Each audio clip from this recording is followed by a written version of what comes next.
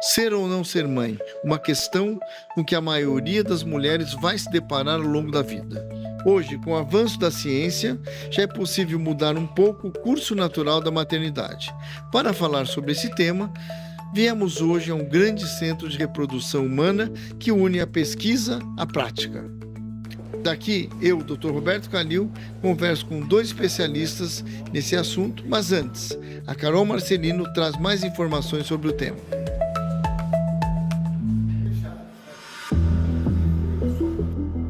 Nos últimos anos, o avanço da medicina reprodutiva tem permitido que cada vez mais mulheres realizem o sonho da maternidade, mesmo fora do chamado tempo biológico ideal, que é entre 20 e 30 anos. Entre as técnicas mais procuradas está o congelamento de óvulos, que preserva a fertilidade e traz a promessa de mais liberdade para planejar cada fase da vida. O congelamento de óvulos é feito a partir de um processo simples, mas que exige acompanhamento médico.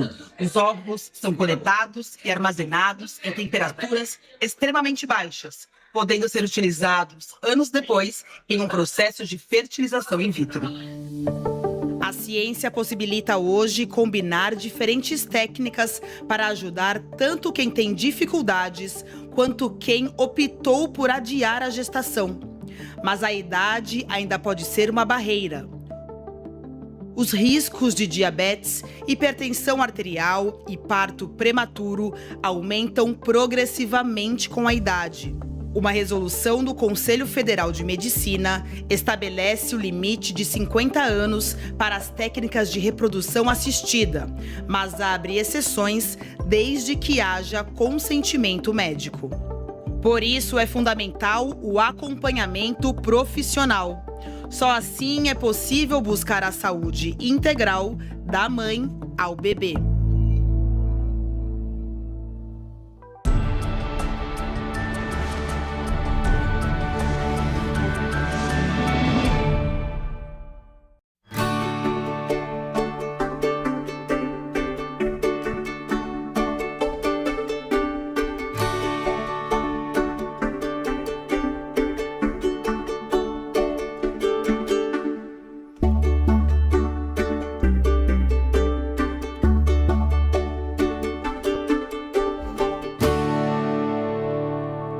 CNN Sinais Vitais do Dr. Calil Entrevista.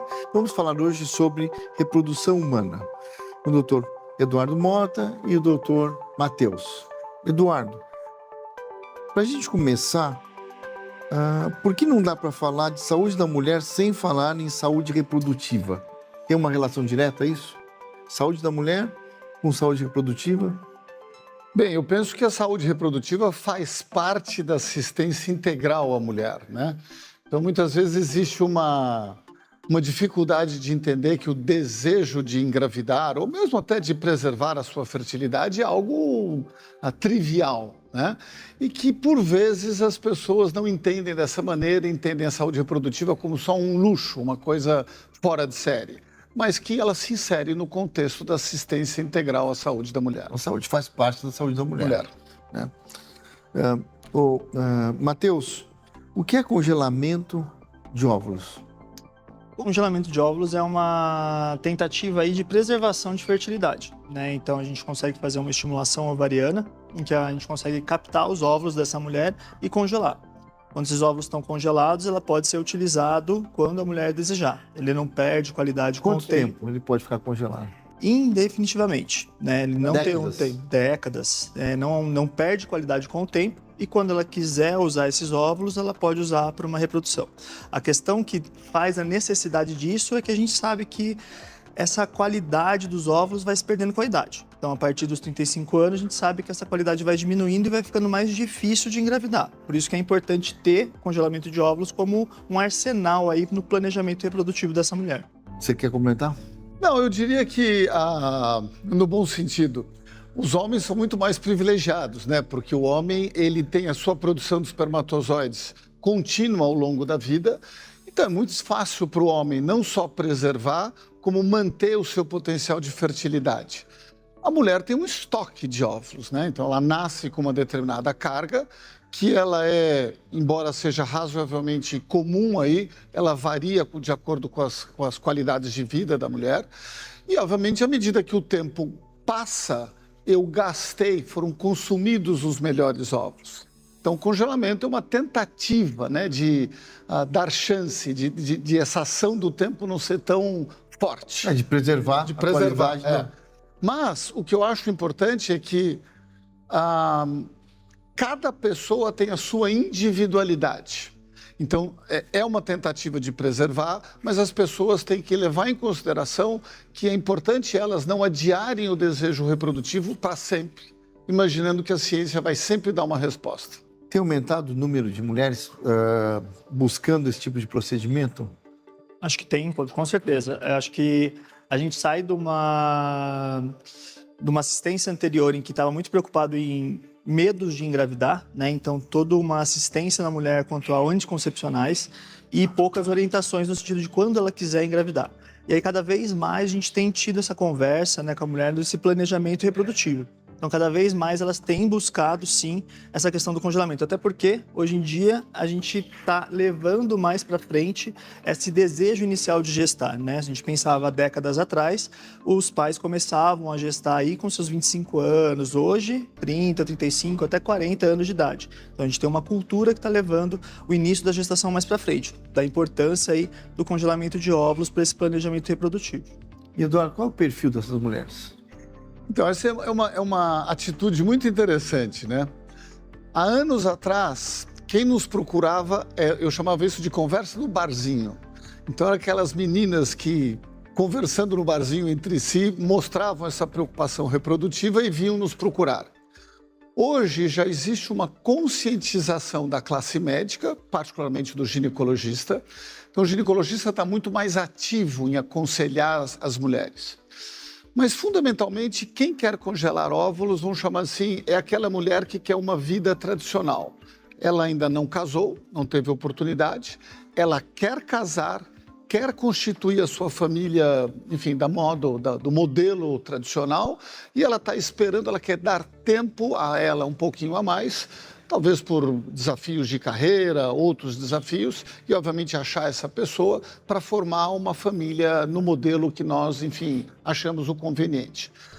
É bem verdade que parte dessas mulheres, ao longo do tempo, acabam tomando decisões de seguir adiante isoladas. Mas, fundamentalmente, é a mulher que quer casar, ter filhos e formar uma família da maneira não pessoal. Sabe quando que vai acontecer isso, né? Existe uma idade considerada ideal para realizar o congelamento? Nós já falamos, quer dizer, qual é a idade ideal ou até quantos anos a mulher pode congelar os óvulos mantendo a qualidade? Eu acho que tem essa questão dos 35 como uma questão bem estabelecida, que a partir de 35 anos vai piorando a qualidade. Mas acho que não tem que ser necessário... 35.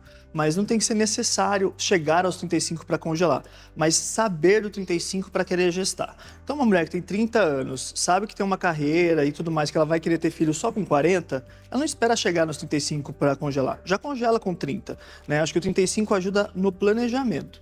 Agora, quanto antes congelar, melhor, no sentido de qualidade de óvulos também. A gente sabe que abaixo dos 35 tem boa qualidade, mas a reserva, a quantidade que ela vai conseguir fornecer, também depende da questão da idade. Então, a questão é, obviamente, abaixo dos 35 anos sempre melhor, e aí pensar no planejamento reprodutivo para saber a melhor idade para essa paciente. Eu só faço uma brincadeira, Cali, eu digo assim, para vocês meninas, trintou, congelou.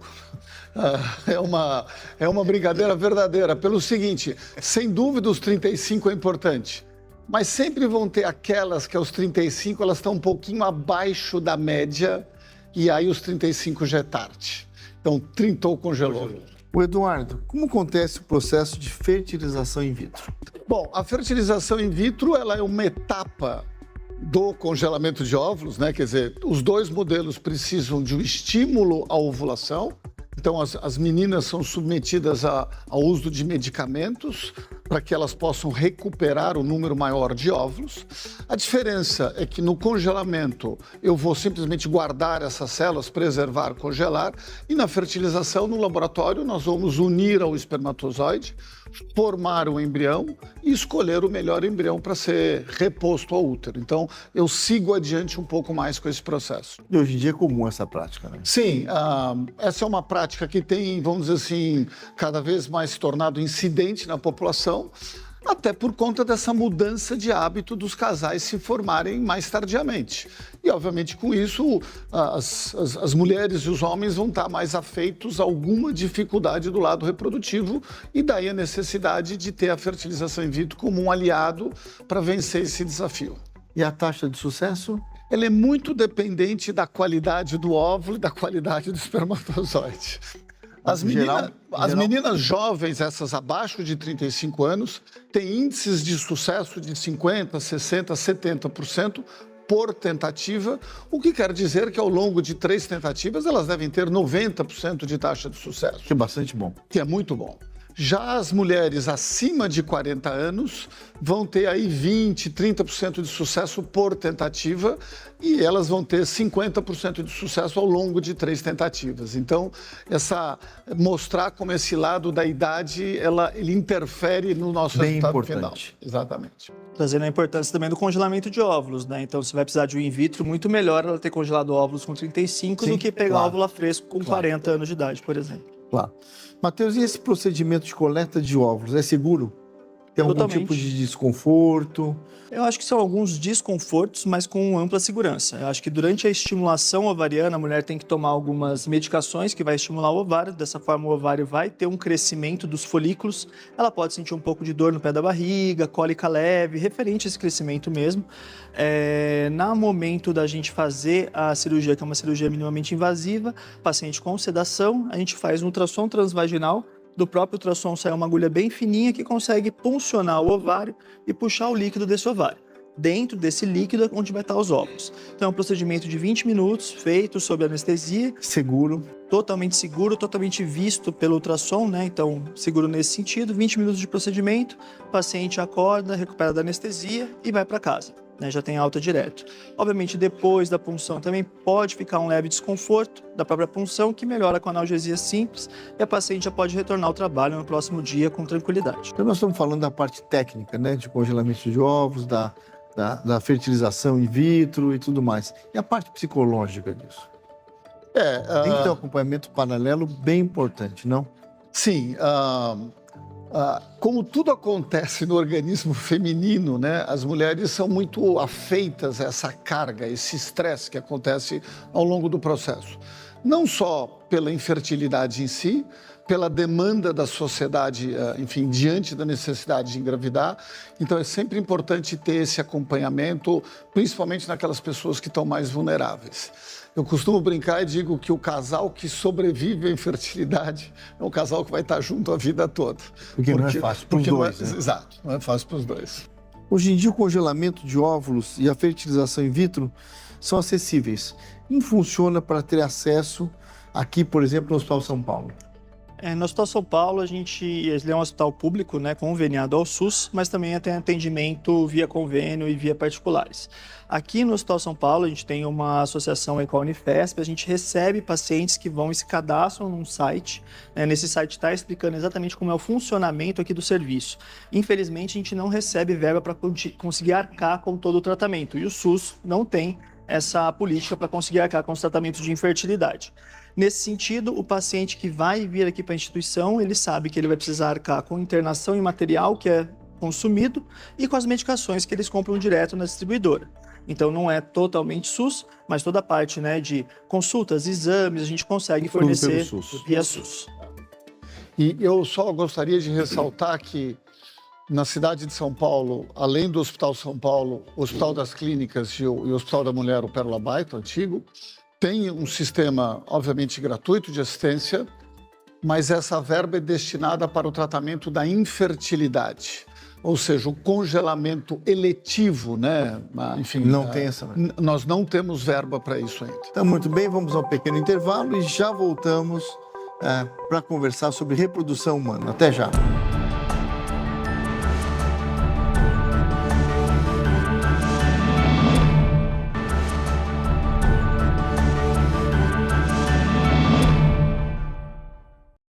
Estamos voltando aqui para falar sobre reprodução humana. Doutor Matheus, doutor Eduardo, aliás, muito obrigado pela participação de vocês.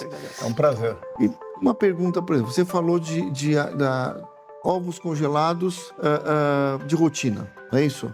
Então isso, o SUS evidentemente não tem condição de arcar.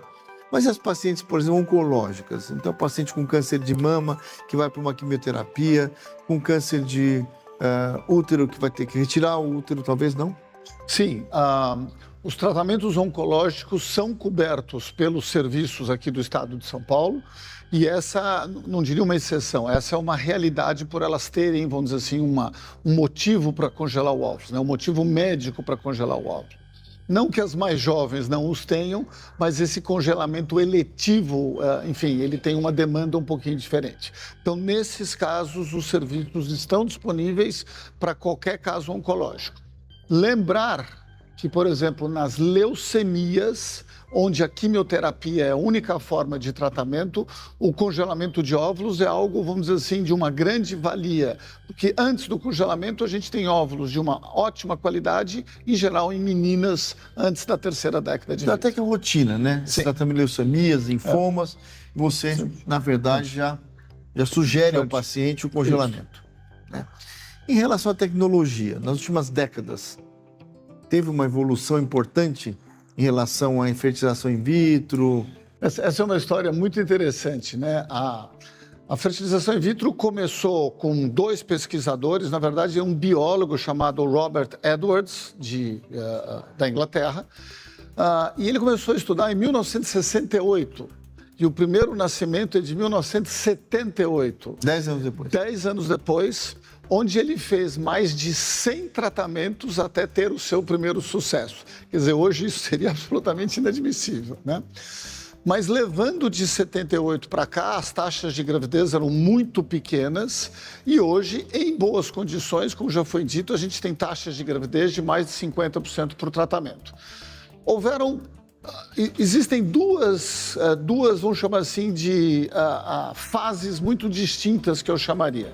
A primeira delas é o avanço laboratorial.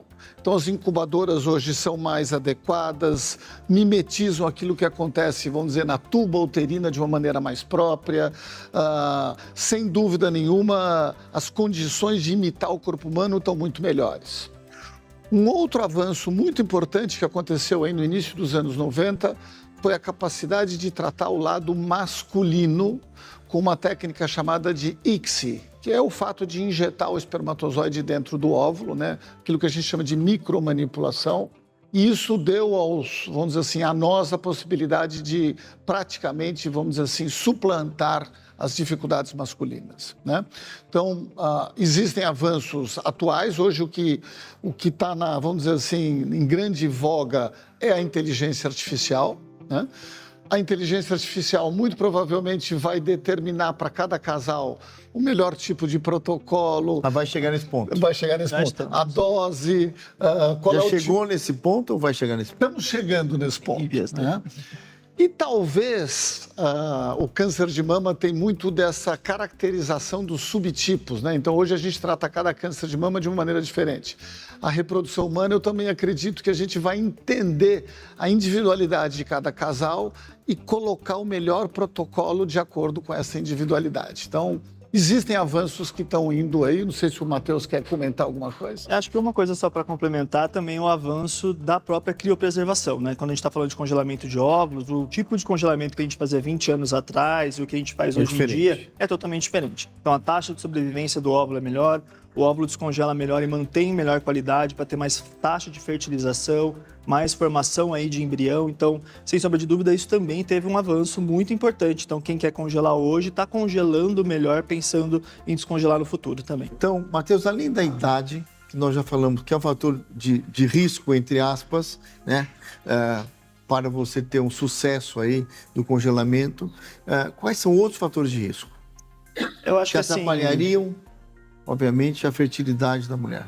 Vou falar em potencial fértil, né? O que diminui o potencial fértil da mulher além da idade? Acho que as questões dos hábitos de vida são muito importantes. Então, tudo aquilo que o médico está cansado de falar, o paciente está cansado de ouvir. né? Então, obesidade, dieta inadequada, sono inadequado, sedentarismo, obesidade, ter os hábitos aí como cigarro, álcool, drogas, tudo isso vai interferir negativamente para a saúde da mulher, para a saúde reprodutiva, com certeza.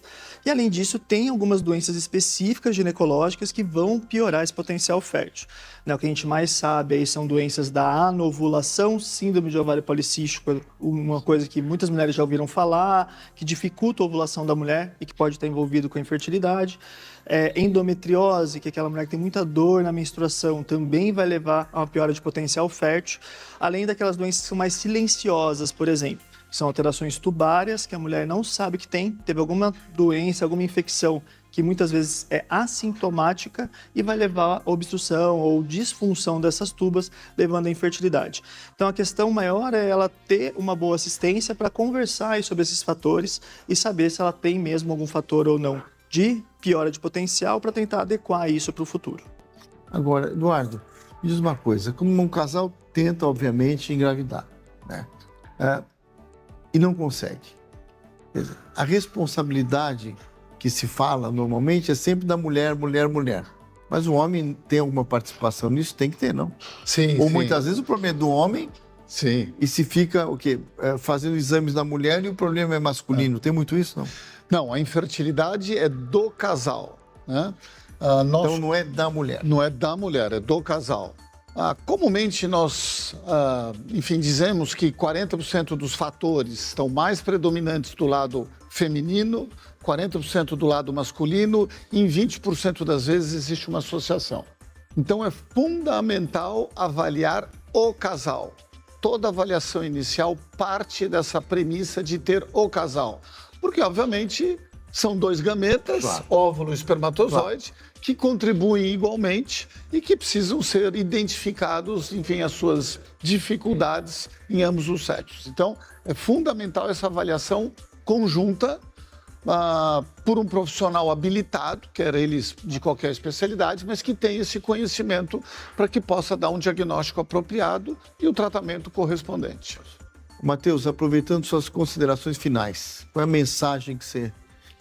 Eu acho que é importante todo mundo ter um planejamento reprodutivo. Se você quer ter filho, é importante você discutir com o seu médico que você quer isso e se planejar para isso. Então, se você já é um casal, tanto o homem quanto a mulher, passar no infertileuta, aí, que é o especialista em reprodução humana, para ter uma avaliação inicial. Às vezes você está querendo ter filho lá na frente, mas você já descobre uma coisa muito importante, um fator masculino grave, uma endometriose, em que você já tem que planejar um pouco diferente do que se fosse um casal ao natural. Mas você pode fazer uma avaliação e ver que está tudo bem e planejar de acordo com a idade, se vai congelar, não vai congelar, de acordo com a sua vida. Então, acho que a individualidade mesmo, o tratamento individualizado, ele inicia com a avaliação do casal. Se o casal é bem avaliado e faz um planejamento bom, ele vai conseguir esse sucesso de maneira muito mais fácil do que ele chegar depois de 1, 2 anos de infertilidade sem saber nada.